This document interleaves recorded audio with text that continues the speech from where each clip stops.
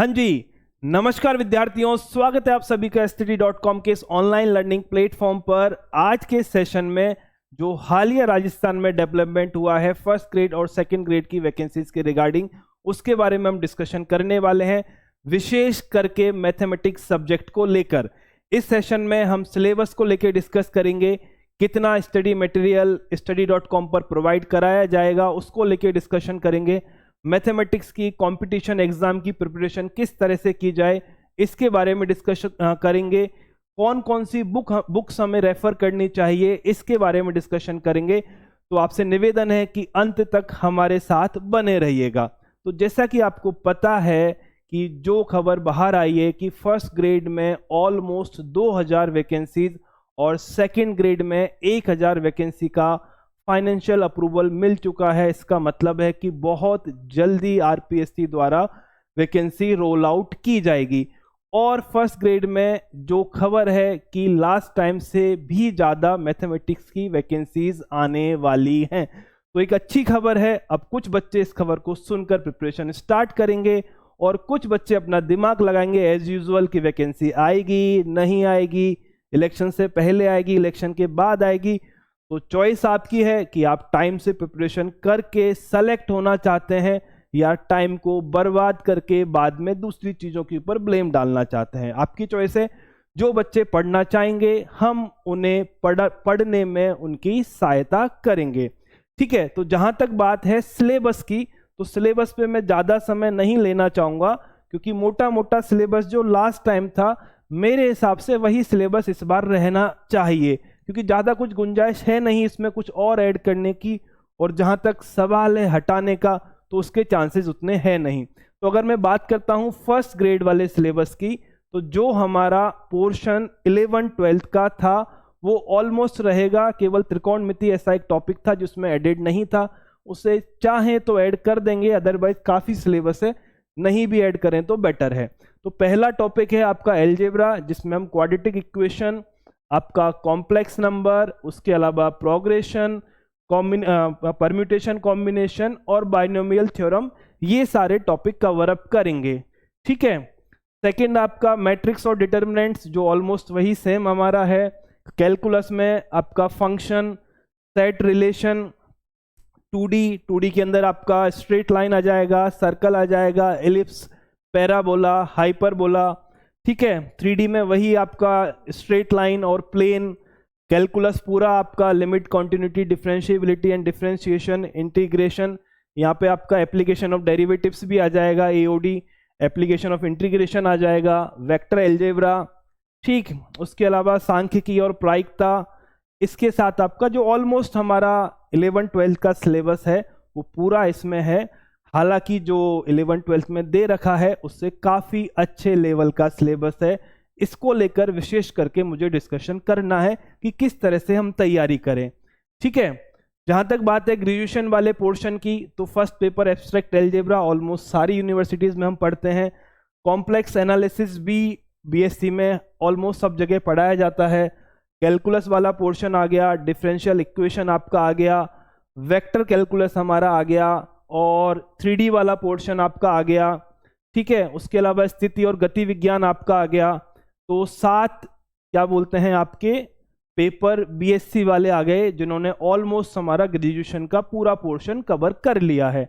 और 5 पेपर आपके PG वाले हैं, जिसमें से linear algebra, matrix spaces, integral transformation, special function second, third है आपका differential geometry and tensors, fourth आपका numerical analysis and fifth optimisation technique.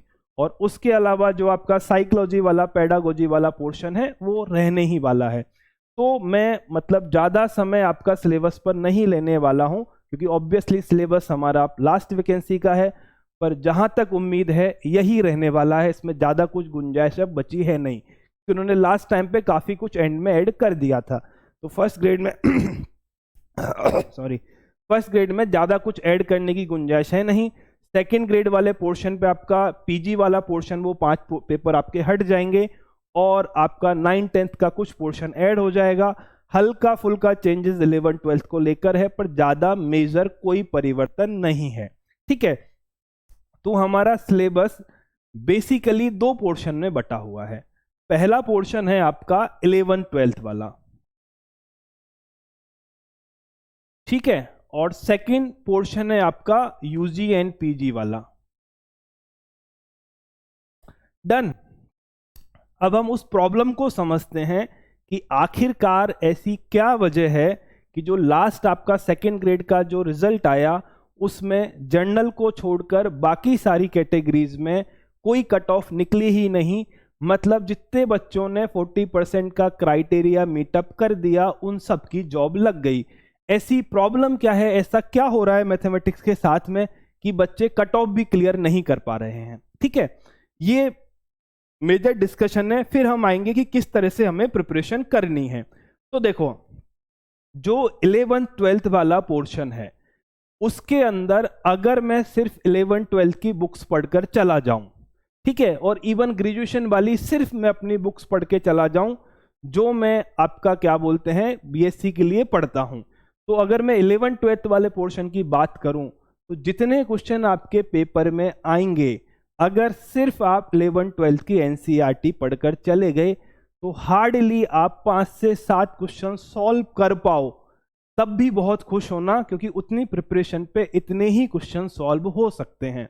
पिछले कुछ एग्जाम का अगर हम एक्सपीरियंस को कंसीडर करें तो 11th-12th वाले पोर्शन का जो डिफिकल्टी लेवल है अब ये ऑलमोस्ट JEE मेंस के लेवल का हो चुका है।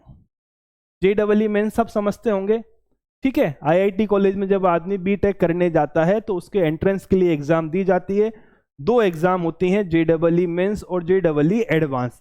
एडवांस से आपको IIT में एडमिशन मिलता है, मेंस से आपको बाकी कॉलेज में एडमिशन मिलता है। तो मैं एडवांस वाले लेवल की बात नहीं कर रहा हूं, JEE मेंस वाले लेवल की बात कर रहा हूं, क्योंकि लास्ट पेपर में बहुत सारे क्वेश्चन मेंस के PYQ से पूछे गए हैं।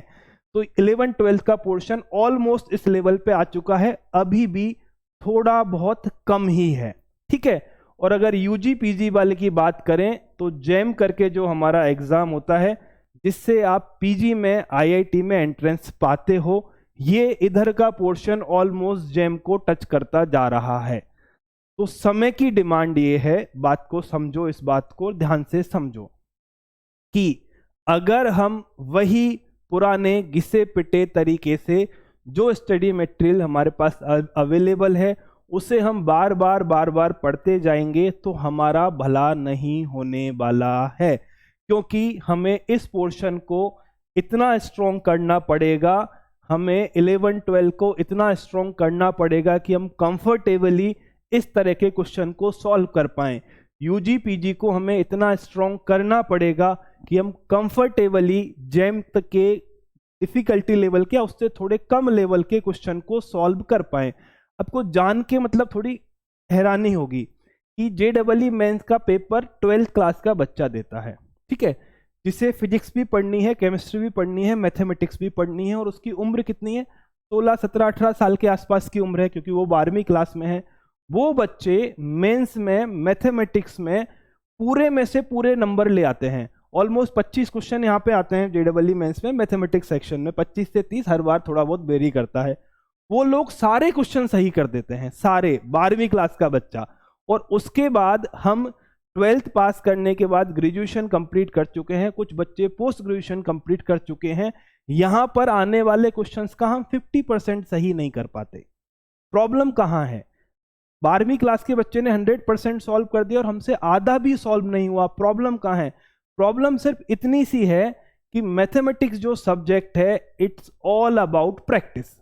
आप किस तरह के क्वेश्चंस की प्रैक्टिस करते हो उसके हिसाब से ही आपकी क्वेश्चन सॉल्विंग एबिलिटी डेवलप होती है, उसके हिसाब से ही आपका ब्रेन डेवलप होता है, उसके हिसाब से ही आप प्रॉब्लम को एनालाइज कर पाते हो और डाइसेक्ट कर पाते हो, ठीक है। तो अगर आप अच्छी बुक से अच्छे लेवल के क्वेश्चन कर रहे हो, भले ही कम कर रहे हो, इनिशियली आपको समय लग रहा है, कोई बात नहीं, पर आप लगातार इन क्वेश्चन को करते जाओगे तो समय के साथ आपको फील आने लगेगा कि महीने, 2 महीने, 4 महीने, 5 महीने में आपको समझ में आएगा कि यार ये लेवल उतना मुश्किल भी नहीं था, इससे आसानी से किया जा सकता था। फिर आपको ऐसे क्वेश्चन देख के डर नहीं लगेगा, आपको लगेगा यार इसकी अप्रोच है हमारे पास, इस तरह की हम पहले भी सॉल्व करके आए हैं, सेम अगर सॉल्व नहीं किया तो सेम कॉन्सेप्ट का हमने सॉल्व किया है, ठीक है, तो आसानी से आप कर पाओगे। अब दिक्कत क्या है, देखो दो तरह से आप पढ़ाई कर सकते हो, या तो जो पुराना हमने पढ़ा है 11वीं 12वीं का हम उसे रिवाइज करते जाएं, या जो हमारे पास रिसोर्सेज अवेलेबल हैं आप उससे तैयारी कर लो, ठीक है। दिक्कत यहां पर है कि जितनी भी कोचिंग अवेलेबल हैं, सेल्फ स्टडी की तो वैसे भी गुंजाइश थोड़ी कम है, कर सकते हैं, ऐसा नहीं है नहीं कर सकते, अच्छी बुक्स को आप पढ़ सकते हो, जो लोग सिंसियर हैं और मेहनती हैं वो कर सकते हैं, ऐसे कोई वो नहीं है कि वो सेल्फ स्टडी से नहीं कर सकते, क्योंकि ऑब्वियसली आपने ग्रेजुएशन किया है, किसी ने पीजी किया है, तो उतना तो होगा ही सही ना कि हम इतना तो तैयार कर ही पाए, ठीक है। प्रॉब्लम कहाँ है कि जितने भी स्टेब्लिश्ड प्लेयर हैं मार्केट में या जितने भी इंस्टीट्यूट मार्केट के अंदर हैं, उनका पूरा फोकस रहता है कि किस तरह से हम सिलेबस को कंप्लीट करें, ठीक है। वो आपको पूरी थ्योरी लिखाएंगे, आपको एग्जाम्पल्स लिखाएंगे, आप उन्हें साफ साफ अच्छी अच्छी राइटिंग में आपके रजिस्टर में नोट करोगे, आप उन्हें अच्छे से रिवाइज भी करोगे। उसके बाद आपको एक मॉड्यूल दिया जाएगा, जहां कहीं उसको आप मॉड्यूल बोलते हैं, कहीं आपको प्रैक्टिस पेपर बोलते हैं, कहीं आपको शीट बोलते हैं, ठीक है। वो शीट आपको दी जाएगी और आपसे बोलेंगे कि बेटा घर जाकर इस मॉड्यूल को सॉल्व करना, और जब बच्चा उस मॉड्यूल को सॉल्व करने लगता है और खुदा ना खास्ता उसको किसी जगह कोई डाउट क्रिएट होता है या कोई क्वेश्चन वो सॉल्व नहीं कर पाता, तब जाके सब अपने हाथ खड़े कर लेते हैं, क्योंकि ज्यादातर शीट तो प्रोवाइड कराएंगे पर सॉल्यूशन आपको नहीं देंगे, डाउट सेशन आपके कंडक्ट करेंगे ही नहीं। फिर समय के साथ क्या होगा, अगर मानो शीट में 50 सवाल थे, 50 में से मैं 45 सॉल्व कर पाया, 5 सॉल्व नहीं कर पाया, तो उन 5 सवाल को सॉल्व करने से जो मेरा डेवलपमेंट होना था, एक तो वो रुक गया, सेकंड मेरा इंटरेस्ट खत्म हो गया, समय के साथ वो शीट में सॉल्व करना बंद कर दूंगा और उसी रजिस्टर को बार बार पढ़े जाऊंगा। पर दिक्कत कहाँ आएगी, अगर मैंने अच्छे से क्वेश्चंस की प्रैक्टिस नहीं की है मैथमेटिक्स सब्जेक्ट में, तो एग्जाम में जाकर मेरा पेन नहीं चलेगा, ठीक है। अगर आपने एक टॉपिक पढ़ा है तो कम से कम उस टॉपिक के 200 सवाल आपको सॉल्व करने हैं, अच्छे वाले, ऐसे सवाल सॉल्व नहीं जो आपके दिल को बहलाएं। दिल को बहलाएं मतलब एकदम लल्लू वाले बहुत आसान सवाल, आप क्वेश्चन लगाने बैठे, आपने 1 घंटे में 50 सॉल्व कर दिए, 1 घंटे में 100 सॉल्व कर दिए, सारे सही, उससे कुछ नहीं होना, क्योंकि ऐसे क्वेश्चन एग्जाम में आते ही नहीं है, ठीक है। तो ऐसे सवाल जहां सही में आपकी ब्रेन की एंगेजमेंट आपको करनी होती है, आपको सोचना पड़ता है, थोड़ा सा दिमाग को खोलना पड़ता है, ऐसे क्वेश्चन जब आप एक टॉपिक के 200 सॉल्व करोगे तो ऑटोमेटिकली हमारा कॉन्फिडेंस बिल्डअप हो जाता है, ऑटोमेटिकली हमें लग जाता है कि हाँ अब हम एग्जाम में जाके सॉल्व कर पाएंगे। यहां पर तो फिर भी स्टडी मटेरियल की प्रॉब्लम नहीं है, हिंदी और इंग्लिश दोनों मीडियम में अवेलेबल है, क्योंकि आईआईटी की बुक्स हर जगह आती हैं, ठीक है। हाँ इंग्लिश मीडियम का मटेरियल थोड़ा अच्छा है, हिंदी का थोड़ा 19-20 है पर अवेलेबल है। यहाँ मटेरियल में ज़्यादा प्रॉब्लम है, यहाँ ज़्यादा प्रॉब्लम है क्योंकि जेम का जो मटेरियल है वो ऑलमोस्ट इंग्लिश में ही अवेलेबल है मोटा मोटा, पर मैथमेटिक्स में लैंग्वेज उतना प्रॉब्लम नहीं है। अगर आप थोड़ा सा सिंसियर हो तो आप पढ़ सकते हो, फिर भी मतलब सच्चाई ये है कि उतना मटेरियल अभी यहाँ पर अवेलेबल नहीं है, ठीक है। तो सवाल ये है कि हमें इन दोनों जगह पे इन दोनों लेवल की तैयारी करनी है, इन दोनों लेवल के ही क्वेश्चन सॉल्व करने हैं और भर भर के प्रैक्टिस करनी है। हमारी जो आदत है ना सुंदर सुंदर नोट्स बनाने की, अच्छे अच्छे रजिस्टर बनाने की, उससे हमें मुक्ति पानी है, क्योंकि थ्योरी तो हमें वैसे भी आती है, नहीं आती हम सीख लेंगे, और मैथमेटिक्स की थ्योरी हमेशा सवाल से ही सीखी जाती है। अगर कोई टॉपिक आपका कमजोर है ना, उसके 50 क्वेश्चन लगा लो, 50 क्वेश्चन लगाओगे तो थ्योरी ऑटोमेटिक आपकी अच्छी हो जाएगी, आपको लगेगा यार ओ तो बहुत आसान कॉन्सेप्ट था, अब तो मेरे समझ में भी आने लग गया। और कॉन्सेप्ट आप कितनी अच्छी तरीके से समझ लो, बहुत मतलब एकदम प्रूफ को याद कर लो, सब कुछ समझ लो, आप क्वेश्चन में अप्लाई नहीं कर सकते, तो कॉन्सेप्ट किस काम का? कॉन्सेप्ट वही हमारे काम का है जो एग्जाम में जाके हमारे काम आए, ठीक है। तो मुझे जो प्रॉब्लम समझ में आई कि अगर बच्चे थोड़े से अपने डर को निकाल के, क्योंकि वो जब आईआईटी का नाम सुनते हैं तो पहले ही डर जाते हैं, क्योंकि ग्रेजुएशन में वही आया जिसने आईआईटी की तैयारी वहाँ की नहीं की, तो अच्छी तरह से नहीं की, तो डर के वो सोचते हैं ये हमारे बस का नहीं है। अगर बेटा ये आपके बस का नहीं है तो फिर एग्जाम में 40% नंबर लाना भी आपके बस का नहीं है, ठीक है, तो इस सोच से मुक्ति पाओ, यहां क्वेश्चन सॉल्व करना स्टार्ट करो। 10, 20, 50, 100 क्वेश्चन जब सॉल्व करोगे तो ऑटोमेटिकली ब्रेन आपका वर्क करना स्टार्ट करेगा, ऑटोमेटिकली क्वेश्चन आपसे बनने लगेंगे। और सबसे अच्छा मोटिवेशन ये होता है जिस दिन आपसे अच्छे सवाल बनने लग जाते हैं उस दिन आपको ऑटोमेटिकली वो सब्जेक्ट भी अच्छा लगने लग जाता है। ठीक है, परफेक्ट है। तो हमारा मकसद ये रहेगा कि हम JEE मेंस के लेवल के लिए 11-12 को प्रिपेयर करें और जेम के लेवल का हम UG और PG वाले सिलेबस को प्रिपेयर करें। इससे फायदा क्या होगा, अब हम सिलेक्शन की सोचने के बजाय रैंक की सोचना स्टार्ट करेंगे। जब 12वीं क्लास का बच्चा 100 में से 100 नंबर ला सकता है, जब 12वीं क्लास का बच्चा JEE मेंस के सारे क्वेश्चन सही कर सकता है, तो मैं मतलब 40% क्वेश्चन भी सही नहीं कर पाऊंगा? ऐसा कैसे हो सकता है? अगर मैं ढंग से प्रिपरेशन करूंगा तो मैं उससे उम्र में 8-10 साल बड़ा हूं, मेरा मानसिक विकास भी उससे ज्यादा हुआ है, तो उससे ज्यादा ही क्वेश्चन सॉल्व करूंगा ना, मैं ऐसा थोड़ा ना नहीं कर पाऊंगा। प्रॉब्लम सिर्फ प्रैक्टिस की, और कोई प्रॉब्लम नहीं है, हमें सब आता है, प्रैक्टिस करेंगे सब आ जाएगा। तो मकसद क्या है हमारा, इस लेवल की प्रिपरेशन करना, इस लेवल का आपको स्टडी मटेरियल प्रोवाइड कराना, साथ में जो मटेरियल आपको दिया गया है उसके सॉल्यूशन देना। ये कोई आदमी नहीं देना चाहता क्योंकि इसमें लगती है मेहनत, समझ रहे हो? एक टॉपिक के 200 सवाल सॉल्व करने का मतलब है आपको मोटे मोटे 10,000 सवाल के सॉल्यूशन बच्चे को देने पड़ेंगे, क्योंकि आप 11-12 पे जाओगे, ग्रेजुएशन पे जाओगे, PG पे जाओगे और 10,000 सवाल सॉल्व करने में लगेगी अच्छी खासी मेहनत। उसने मेहनत में, क्योंकि वहां से तो कमाई वैसे भी नहीं होनी है, जो बच्चा पढ़ने आ गया वो पैसे तो दे ही गया आपको, अब उसको सॉल्यूशन अलग से दोगे, उससे कुछ पैसे तो आने नहीं है, उतने में तो आप 3 बैच और पढ़ा लोगे, तो क्यों मेहनत करोगे? ठीक है, तो जो मेरा एनालिसिस है, जो मैंने पिछले कुछ साल में देखा है, मुझे यही दिक्कत लगती है कि जब बच्चा IIT की प्रिपरेशन करता है तो उसका माइंडसेट अलग लेवल का होता है, वो पहले से ही तैयार होता है कि मेरा पेपर अच्छा आएगा, मुझे अच्छी तैयारी ही करनी है। एवरेज बच्चा भी अच्छे क्वेश्चन सॉल्व करके आ जाता है।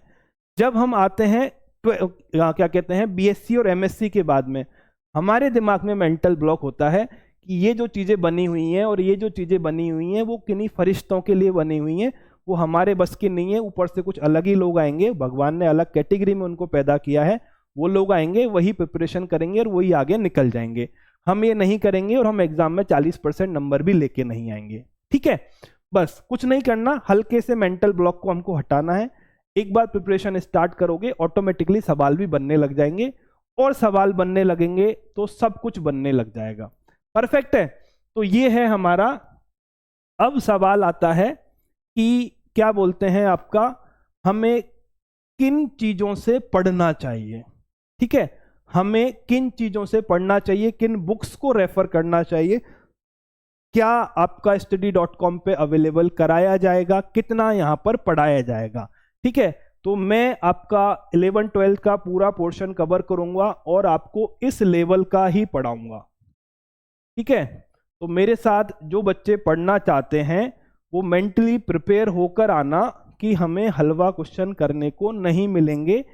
समय के साथ आपकी मैं डिफिकल्टी लेवल को इंक्रीज करना स्टार्ट करूंगा। ऐसा नहीं होगा कि आपको कुछ नहीं समझ आया, सब कुछ ऊपर से निकल गया, पर समय के साथ हमें डिफिकल्ट क्वेश्चन को सॉल्व करना पड़ेगा क्योंकि वही क्वेश्चन एग्जाम में आते हैं। ठीक है, प्लस आपका UG वाला जो पोर्शन है और PG वाला पोर्शन है, इसको ऑलमोस्ट हाफ पोर्शन में लूंगा। हाफ एक अपने और सर हैं, वो किसी ना किसी दिन आपसे रूबरू होंगे, वो आपका ये वाला हाफ पोर्शन वो कंप्लीट कराएंगे। ठीक है, तो आपको क्या मिलेगा, क्या क्या आपको मिलने वाला है? पहली बात, क्लास आपकी होगी ऑनलाइन मोड में होगी, कंप्लीट थ्योरी आपको पढ़ाई जाएगी, अच्छे से थ्योरी समझाई जाएगी, खूब सारे उदाहरण, खूब सारे इलस्ट्रेशन आपको आपके रजिस्टर में कराए जाएंगे। वो तो आपको पढ़ने ही पढ़ने हैं, उनको आपको रिवाइज करना ही करना है, पर उतने करने से काम नहीं बनेगा। अगर कोई बोल रहा है बनेगा तो आपको साफ साफ पागल बना रहा है। मैथमेटिक्स में बिना प्रैक्टिस कुछ नहीं होता। टीचर ने जो सवाल आपको सॉल्व कराया है वो आपके काम एग्जाम में नहीं आने वाला है। एग्जाम में आपके वही सवाल काम आएगा जो आपने खुद से सॉल्व किया है। ठीक है, तो थ्योरी के अलावा आपको मॉड्यूल मिलेंगे, जिन्हें आप मॉड्यूल बोलो, चाहे शीट बोलो, चाहे आपका प्रैक्टिस पेपर बोलो, ये मिलेंगे ऑलमोस्ट हर क्या कहते हैं चैप्टर के साथ में कम से कम 100 से 150 सवाल अच्छी क्वालिटी के। अच्छी मतलब सारे ही वैसे नहीं होंगे, मिक्स, कुछ आपका बेस बनाएंगे, कुछ आपको एडवांस लेवल का सिखाएंगे, और इन सब के वीडियो सॉल्यूशन भी आपको मिलेंगे। परफेक्ट। हर चैप्टर के साथ में 100 से क्या कहते हैं आपके 150 क्वेश्चन मिलेंगे। सेम इस जगह आपका होने वाला है, यहां पर ये तो आपको हिंदी में मिल जाएंगे, हिंदी इंग्लिश दोनों में मिल जाएंगे, इसमें कोई प्रॉब्लम नहीं है, भर भर के अवेलेबल है। यहां प्रॉब्लम है, अभी तक जो अवेलेबल है वो इंग्लिश में है, उनका ट्रांसलेशन का कुछ सोचेंगे करेंगे, पर आपको मिल जाएंगे। ठीक है, परफेक्ट। इसके अलावा ये मिल गए आपको 150 क्वेश्चन के वीडियो सॉल्यूशन आपको मिल गए। अब सवाल आता है कि सर कौन कौन सी बुक्स रेफर करनी है। अब सवाल क्या आता है कि सर बुक्स कौन कौन सी रेफर करनी है। पहली प्रायोरिटी आपकी आएगी जो क्लास में आपको नोट्स बनाए, जो आपको पढ़ाया गया, जो उदाहरण आपको कराए गए, उन्हें आपको रिवाइज करना है, उनके कॉन्सेप्ट आपको रिवाइज करना है। ठीक है। सेकंड प्रायोरिटी कि आपको ये शीट के 150 क्वेश्चन किसी भी हालत में सॉल्व करने ही करने हैं। करेक्ट। सेम यहां पे आपको जितने क्वेश्चन आपको दिए गए हैं वो हर एक हालत में सॉल्व करने हैं। शीट सॉल्व कैसे की जाती है इसका डिस्कशन हम और किसी वीडियो में करेंगे, क्योंकि अभी अगर करने लग गए तो शायद वीडियो आपका लंबा हो जाए। मैं 2 मिनट में आपको समझा देता हूं कि शीट को सॉल्व कैसे करना है। 2 मिनट लूंगा, डिटेल कोई सेशन हम बाद में कंडक्ट कर लेंगे। करना यह है, जैसे फॉर एग्जाम्पल मैंने आपको शीट प्रोवाइड कराई, उसमें 100 सवाल है। ठीक है, उसके अंदर 100 सवाल हैं, 30 से लेते हैं। चलो, मैंने जो शीट प्रोवाइड कराई उसके अंदर 30 क्वेश्चन हैं। आपको क्या करना है, टाइम बाउंड एक्टिविटी में ये 30 क्वेश्चन सॉल्व करने हैं। कैसे, मतलब इसका मतलब क्या हुआ, आप पहला क्वेश्चन पढ़ोगे, क्वेश्चन बनाना स्टार्ट करोगे, 1 या 1.5 मिनट में अपने को फीलिंग आ जाती है कि सवाल हमसे बन रहा है या सवाल हमसे बिगड़ रहा है। जब क्वेश्चन बनेगा तो थोड़ा सा आप उसको सिंक में करोगे, सिंप्लीफाइड करोगे, आंसर की तरफ बढ़ोगे। जब क्वेश्चन में हम अप्रोच गलत लगाएंगे तो क्वेश्चन फैलता हुआ चला जाएगा। ठीक है, 1, 1.5, 2 मिनट में हमें डिसाइड कर लेना है कि क्वेश्चन हमसे बना या नहीं बना। बन गया तो सॉल्व कर लेना, नहीं बना तो छोड़ देना। समझे मेरी बात को, क्योंकि एग्जाम में हमें पूरा पेपर अटेम्प्ट करना है। बन गया कर लेना, नहीं बना क्वेश्चन को छोड़ देना, कोई बात नहीं, कोई फर्क नहीं पड़ रहा। ऐसे करते करते 1 घंटे में ये तीनों सवाल सॉल्व करने, 30 1 घंटे में 30 के 30 सवाल सॉल्व करने हैं। समय के साथ नंबर ऑफ क्वेश्चन को हम इंक्रीज करेंगे कि हमें पेपर में कितने क्वेश्चन सॉल्व करने हैं। ठीक है, फॉर एग्जाम्पल 30 में से 20 क्वेश्चन आपसे बन गए, 10 क्वेश्चन ऐसे थे जो आपसे नहीं बने, जो आपने छोड़ दिए। ठीक है, छोड़ना वही 1.5 से 2 मिनट में हमें। पर फिर क्या करोगे, थोड़ी देर बाद कोई और टॉपिक पढ़ने के बाद, कुछ और पढ़ने के बाद, थोड़ा सा दिमाग को अलग करने के बाद एक बार फिर से ट्राई करना है इन सबको। ये जो 10 क्वेश्चन है इनको रीअटेम्प्ट देना। रीअटेम्प्ट मतलब उनको फिर से करना। ठीक है, ये जो 20 क्वेश्चन आपने बनाए हैं, इस 20 क्वेश्चन से कुछ ना कुछ आप नया सीखोगे। मैंने जो क्लास में सिखाया है और आपने जो पहले पढ़ा है उसके अलावा। ठीक है, क्वेश्चन हम आदमी को हमेशा कुछ ना कुछ सिखा के जाता है। तो 20 क्वेश्चन जो आपने सीखा है, प्लस जो दिमाग को आपने रेस्ट दिया है, जिससे आप कुछ नई तरीके से सोच पाओगे, जब आप सेकंड अटेम्प्ट करोगे इन 10 क्वेश्चन पे, तो आपको ऐसा लगेगा कि 3 से 4 क्वेश्चन बन गए। क्या लगेगा कि 7 क्वेश्चन तो अभी भी नहीं बने सर, और 3 क्वेश्चन हमारे बन गए। करेक्ट है। फिर क्या करोगे, थोड़े टाइम के बाद में इन 7 सवाल को फिर से अटेम्प्ट मारोगे। पहली बार आपने टाइम बाउंड एक्टिविटी से किया, सेकंड बार भी वही टाइम बाउंड। ऐसा नहीं क्वेश्चन में आधा घंटा लगा दिया, हमारे पास समय नहीं, हमें एग्जाम देना है, उतना ही टाइम हमारे पास है। ठीक है, इस बार 2 की जगह 5 मिनट लगा लेना, उससे ज्यादा नहीं। करेक्ट। अब 7 क्वेश्चन बचे, इनको एक बार फिर से अटेम्प्ट करना। इस बार आपको लगेगा कि 1 या 2 सवाल बन गए और बाकी के सवाल आपसे नहीं बने। ये 2 सवाल कहां से बनेंगे कि सर 20 सवाल मैंने यहां सॉल्व किए, 7 मैंने यहां सॉल्व किए, 27 क्वेश्चन से जो मुझे लर्निंग मिली है उसकी मदद से ये 2 क्वेश्चन मेरे सॉल्व हो गए। परफेक्ट। ये जो 5 आपसे नहीं आए, इनका वीडियो सॉल्यूशन देखना, आराम से जो सॉल्यूशन आपको मिलेगा, सॉल्यूशन देखना, सॉल्यूशन देख के ये समझ लेना कि कौन सा कॉन्सेप्ट था जिसको मैं 3 बार में नहीं सोच पाया, जिसकी मदद से ये क्वेश्चन बन गया था। आपको पता लगेगा बहुत छोटी सी बात होगी, पर आपको क्लिक नहीं की, आप क्वेश्चन सॉल्व नहीं कर पाए, अदरवाइज आपसे क्वेश्चन सॉल्व हो जाता।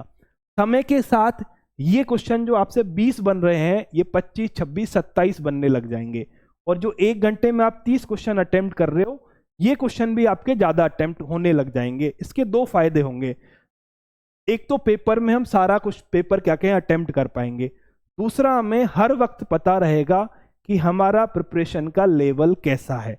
ये काम किसके साथ करना है आपको? इन 150 सवाल के साथ करना है, ठीक है। फर्स्ट प्रायोरिटी इनको देनी है। फिर कहां पर है बुक्स? ये रही, ये 2 किताबें आती हैं एनसीईआरटी एग्जाम्पलर्स करके, जिन्हें हम हिंदी में प्रतिदर्शिका बोलते हैं। एनसीईआरटी की साइट पर फ्री में अवेलेबल है, आपको पीडीएफ मिल जाएगा। कहाँ मिलेगा किसी और दिन बता दूंगा, वरना इनकी पीडीएफ एप्लीकेशन पे अपलोड कर देंगे, फ्रीली है, मतलब विदाउट कमर्शियल यूज, आप इनको मतलब विदाउट कमर्शियल पर्पस यूज में ले सकते हो, बच्चों को दे सकते हो, कोई प्रॉब्लम नहीं है। इसमें हर चैप्टर में 70 से 80 सवाल हैं, ठीक है, जिसके एटलीस्ट आपको ऑब्जेक्टिव तो सारे ही करने हैं। ऑब्जेक्टिव तो आपको सारे ही करने हैं। हर चैप्टर में 40 से 50 ऑब्जेक्टिव सॉल्व और अनसॉल्व मिल जाएंगे। 40 तो मिल ही जाएंगे, कुछ आपके छोटे वाले सवाल मिलेंगे, वो भी आपको सारे करने हैं। कोशिश करना पूरे कर पाओ, नहीं कर पाओ तो ऑब्जेक्टिव और शॉर्ट वाले सारे क्वेश्चन सॉल्व करने हैं। ये बेहतर बुक्स हैं, एनसीईआरटी द्वारा ही लिखी गई किताबें हैं, एनसीईआरटी की साइट पर ही अवेलेबल है। जब मैथमेटिक्स को सिंप्लीफाइड किया गया था, एग्जाम्पलर्स का मतलब होता है, इसका हिंदी में आप करोगे प्रतिदर्शिका मतलब एक आदर्श सवाल, एक अच्छा क्वेश्चन जो बच्चे को आना चाहिए, ठीक है। तो इसमें बहुत सारे अच्छे अच्छे कॉन्सेप्ट हैं, बहुत सारे अच्छे अच्छे सवाल हैं, हालांकि कम है, कर सिंप्लीफाइड वे में ही रखा है, तो इसमें आपको ज्यादा समय नहीं लगेगा, बहुत फास्ट सॉल्व कर पाओगे। पर हर चैप्टर कम से कम 10 अच्छे कॉन्सेप्ट आपको सिखा देगा। तो शीट के साथ में इसे आपको सॉल्व करना ही करना है, हर किसी कीमत पर, क्योंकि इसमें से बहुत सारे सवाल जब आप सॉल्व करने लगोगे और पिछले 3 साल की वैकेंसीज देखोगे तो आपको पता लगेगा कि सर कई सारे क्वेश्चन तो डायरेक्ट उठ के आ गए, सीधा सवाल बिना किसी डेटा चेंज के हमको मिल गया, और ऐसे सवाल को करने की चांसेस बहुत ज्यादा होते हैं। थर्ड, पिछले 10 साल के JEE मेंस, एडवांस नहीं बोल रहा हूं मैं, एडवांस में फंसना भी मत, JEE मेंस के पिछले 10 साल के सवाल हमें हर कीमत पे लगाने हैं, हर कीमत पे, ठीक है। इसमें से आपको हर चैप्टर में ऑलमोस्ट 100 से 200 क्वेश्चन मिलेंगे हर चैप्टर में, क्योंकि आजकल JEE साल में 2 बार, क्या कहते हैं, साल में 2 बार कंडक्ट हो रहा है, एक दिन में 5 सेशन में एग्जाम होते हैं, नहीं सॉरी, साल में 2 बार कंडक्ट होता है, एक आपका दिसंबर में, एक अप्रैल में, और एक बार में 5 दिन एग्जाम चलते हैं, 5 दिन में भी 2 पारियों में होते हैं, तो 10 पेपर हो गए, तो 300 300 600 क्वेश्चन एक साल में JEE में 600 क्वेश्चन मैथमेटिक्स के पूछे जाते हैं। तो ऑलमोस्ट नहीं तो आपके ये 21-20 से लेके जब से ऐसा होने लगा है, 20 से 23 में ही आपको 2000 सवाल मिल जाएंगे। तो क्या ये 4-5 हजार सवाल है आपके टोटल, ठीक है, टोटल 4-5 हजार क्वेश्चन से हैं, इनको आपको हर एक कीमत पे लगाना है। इनको लगाने के बाद जो आपका कॉन्फिडेंस लेवल बढ़ेगा उसकी कोई लिमिट नहीं है। आपको ऐसा लगने लग जाएगा कि सर ये फर्स्ट ग्रेड का पेपर तो सिंपल आता है, समझ रहे हो बात को? क्या लगने लगेगा कि सर फर्स्ट ग्रेड का पेपर तो आसान है, किया जा सकता है, किया नहीं जा सकता सर, सारे क्वेश्चन सही किए जा सकते हैं, 11-12 के पोर्शन के जितने भी सवाल हैं सारे सही किए जा सकते हैं, क्योंकि 12वीं क्लास का बच्चा तो करके आया ना। मेंस के लेवल तक अभी फर्स्ट ग्रेड नहीं पहुंचा, मेंस का 80% ही बचा है, समय के साथ पहुंच जाए वो अलग बात है। पर जो बच्चा 12वीं क्लास का पूरे क्वेश्चन सॉल्व करके आ गया, उससे 20% आसान क्वेश्चन तो हम सॉल्व कर ही देंगे ना। जब हमने 100 प्लस 40, 150 और 150, 300 से 400 सवाल एक टॉपिक के लगाए हुए हैं, और इतने क्वेश्चन हम कर सकते हैं, नो डाउट कर सकते हैं। और इतने जब कर लोगे ना तो आपको ऑटोमेटिकली फील आएगा, और बहुत से सवाल तो चुटकियों में सॉल्व होंगे बिना पेन उठाए। सर क्वेश्चन पढ़ा, इसमें तो ये कॉन्सेप्ट था, निकल गया, हो गया सॉल्व, ठीक है। यहां से और यहां से पिछले कुछ सालों में बहुत सारे राज्यों में, ना सिर्फ राजस्थान में, बहुत सारे राज्यों में डिट्टो क्वेश्चन उठाए गए हैं, और कुछ टॉपिक इतने फेवरेट हैं इनके कि उस टॉपिक में से 10 बार JEE में सवाल आ गया, तो उस टॉपिक से सवाल पूछे जाने के चांसेस बहुत ज्यादा हैं, ठीक है। अगर अभी भी आपके पास समय बचे, अभी भी आप, क्योंकि देखो जितना मैंने बोला इतना सफिशिएंट है। इतनी तैयारी करके अगर पेपर में बैठोगे तो ना आपके पैर कांपेंगे, ना आपका हाथ कांपेगा, ना आपको डर लगेगा, और आपके दिल के अंदर ये रहेगा कि इस बार के एग्जाम में मैं रैंक फोड़ के आऊंगा। सिलेक्शन वलेक्शन कोई बात नहीं सर, देखना नंबर आएगा अपना ऊपर, मतलब 50 के अंदर, 100 के अंदर, टॉप 10, टॉप 1, ऐसी रैंक फोड़ के आऊंगा सर। ऐसे थोड़ना कोई हवा में थोड़ना, इतनी मेहनत की है तो फिर बहुत अच्छी उससे क्या कहते हैं सेलेक्ट होके आएंगे, ठीक है। तो बट अगर अपर लिमिट मैथमेटिक्स में कुछ नहीं होती, ऐसा कुछ नहीं होता कि सर जितना कर लिया वही सफिशिएंट है। प्रैक्टिस का कोई अंत नहीं है, जितना चाहो उतना प्रैक्टिस कर लो। अगर आप इंग्लिश मीडियम में हो तो आर.डी. शर्मा सर की बुक्स बहुत ही बढ़िया हैं JEE मेंस के हिसाब से, और आपका क्या कहते हैं फर्स्ट ग्रेड सेकंड ग्रेड के हिसाब से आप आर.डी. शर्मा फॉलो कर सकते हो। दो वॉल्यूम में आएगी, वॉल्यूम 1 और वॉल्यूम 2, ठीक है। अगर आप हिंदी मीडियम में हो, इंग्लिश से कंफर्टेबल नहीं हो, तो SR सैनी सर और आपका एररलेस की बुक्स हैं। एररलेस की बुक्स में even RD. Sharma errorless almost बराबर हैं। बहुत सारे क्वेश्चन इधर से उधर कॉपी हो रखे हैं, पर वो PYQs हैं तो कर सकते हैं, अलग अलग एग्जाम में अपीयर हुए हैं, तो बहुत सारे सवाल भर भर के आपको रिवीजन के लिए मिलेंगे। जितना समय मिले उतना रिवाइज कर लीजिएगा, जितना रिवीजन करोगे उतना बेटर है, ठीक है। इनमें से किसी एक को लेना है, सारी मत खरीद लेना। सारी खरीदोगे तो पढ़ भी नहीं पाओगे, उतना समय भी नहीं है, जीके भी तो पढ़नी है, ठीक है। इंग्लिश मीडियम में हो, आर.डी. शर्मा सर की बुक पे चले जाना, बढ़िया बुक है, ठीक है। हमारे लेवल का सफिशिएंट है, इसके हायर लेवल की बुक्स हैं, पर जो समय के साथ जो बच्चा बोलेगा ना सर मैं तो एग्जाम में टॉप आऊंगा, पहली रैंक में लेके आऊंगा, ऐसे बच्चों को मैं अलग से किताबें बता दूंगा, 2 4 5 उनको पढ़ लेना, क्योंकि उनके थोड़ा लेवल बेहतर है। पर वही तभी करना जब इतना कर चुके हो, ऐसा नहीं हम हीरो बनने जाएं और हमारे हाथ में फिर कुछ भी ना लगे, सिंपल बात है, ठीक है। तो ये भी एक बेहतर बुक है, हालांकि इसका मुझे प्रिंट समझ नहीं आता, जिस पेपर पे आती है बहुत ही अजीब सा पेपर है। हो सकता है मैंने ऑनलाइन मंगाई थी काफ़ी साल पहले, तो हो सकता है मेरे पास पायरेटेड आ गई ऑनलाइन में, ये भी एक आजकल डर रहता है, ठीक है। एररलेस इनमें से कोई एक ले लेना जो आपको पसंद आए। प्राइस रेंज भी ऑलमोस्ट सबकी बराबर होगी, वही 1000-1200 के आसपास की किताबें आएंगी, और ये आपकी एग्जाम्पलर्स फ्री में NCERT की साइट पे अवेलेबल है। JEE मेंस के पेपर आपको 300 से 400 रुपए के बीच में मिल जाएंगे। अगर यहाँ भी आप इंग्लिश में कंफर्टेबल हो तो इंग्लिश वाले लेना, वो ज़्यादा बेहतर है, उनका टॉपिक वाइज सेग्रीगेशन ज़्यादा बेहतर है, ज़्यादा क्वेश्चन उसमें दे रखे हैं, हिंदी के क्वेश्चंस कम है, बुक भी सस्ती है। पर अगर आप इंग्लिश में कंफर्टेबल हो तो मैं सजेस्ट करूँगा वही पढ़ना, नहीं हो तो हिंदी पढ़ लेना, ठीक है। तो बात समझ में आ गई। सिलेबस वाला पोर्शन हमने मोटा मोटा कवर कर लिया। study.com पे आपको क्या मिलेगा, आपको 100% एक बहुत अच्छे से डिजाइन किया हुआ, बहुत सालों का टेस्टेड आपको मटेरियल मिलेगा। साथ में आपको मटेरियल के साथ में अनाथ नहीं छोड़ा जाएगा, उसके सॉल्यूशन भी आपको दिए जाएंगे, क्योंकि मैथमेटिक्स में जो सवाल आपने अपने हाथ से सॉल्व किया है वही आपकी असल कमाई है, ठीक। उसके अलावा क्लासेज आपकी कब से स्टार्ट होंगी? क्लासेज इस मंडे के बाद जो नेक्स्ट मंडे आएगा 18 तारीख है मेरे हिसाब से, 18 से आपकी क्लासेज ऑन हो जाएंगी, ठीक। और क्या था, वैकेंसी कवर हो गई, सिलेबस का हमने कवर कर लिया, बुक्स हमने कवर कर ली, कैसे पढ़े ये हमने कवर कर लिया। कैसे पढ़े कि मैं कई सारे आपको सेशन कंडक्ट करूंगा समय के साथ में, ठीक है। इनिशियल लेवल पे सारे डोज एक साथ देने से आदमी ज़्यादा बिखर जाता है, पर डोंट वरी, जितना एग्जाम के लिए जरूरी है हम उसी लेवल का पढ़ेंगे, उससे कम लेवल के पढ़ने से हमें कुछ नहीं मिलने वाला है, पर इतना हम पढ़ेंगे कि पेपर हमें आसान लगे, ठीक है। तो जो और कुछ अगर आपका डाउट है और कुछ आपके कमेंट हैं तो आप वीडियो के बाद कमेंट सेक्शन में पोस्ट कर दीजिएगा। साथ में आप ये जरूर मुझे बताना, मैं एक्सपेक्ट आपसे ये करूंगा कि अगर आपने पहले कभी 11th और 12th के टाइम पे JEE या AIEEE की कभी कोई प्रिपरेशन की है, या ग्रेजुएशन के साथ में आपने जेम की लेके प्रिपरेशन की है, या आपने फर्स्ट ग्रेड सेकंड ग्रेड की, तो सब ने ही प्रिपरेशन की होगी, उससे ज़्यादा मतलब है नहीं है। पर ये 2 चीज़ें मुझे ज़रूर बताना कि क्या आपने जेम की पहले प्रिपरेशन कभी की है, कि आपने JEE या पहले AIEEE हुआ करता था यही JEE मेंस, AIEEE की प्रिपरेशन की है, और आप किस यूनिवर्सिटी से एफिलिएटेड है, मतलब किस यूनिवर्सिटी से आपकी बीएससी है, ताकि उससे ये आइडिया लग जाता है कि आपने कौन सा पेपर किस ईयर में पढ़ा है, क्योंकि हर यूनिवर्सिटी में पेपर जो है आपके अलग अलग ईयर्स में, कुछ में एक्स्ट्रा है कुछ में कम है।